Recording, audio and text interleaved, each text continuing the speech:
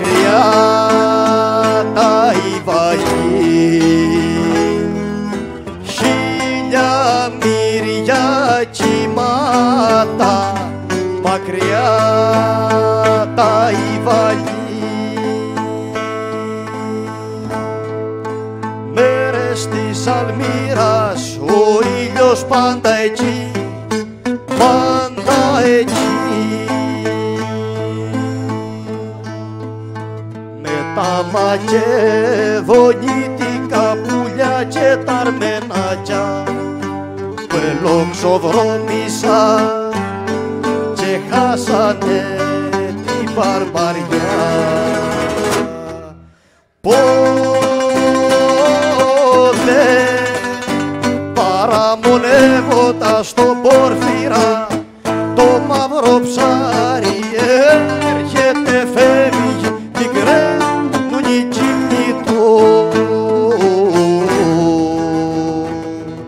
Χίλια μύρια κύματα, μακριά τα Ιβαγή. Χίλια μύρια κύματα, μακριά τα Ιβαγή. Μεγάλωσαν τα γένια μας,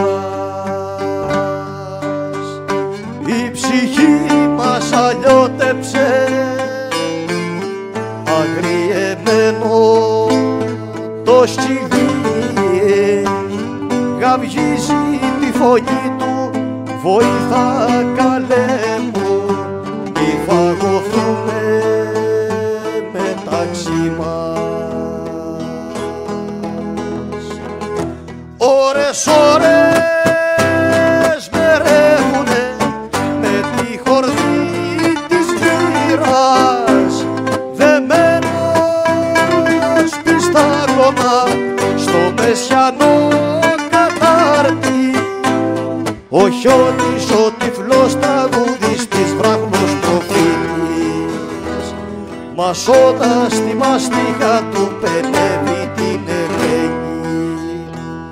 Μασώντας τη μαστίγα του πενεύει την Ελένη, κι άλλοτε την τζαβέλε να τραβάει στο χορό, στο χορό. Χίλια μύρια κύματα, μακριά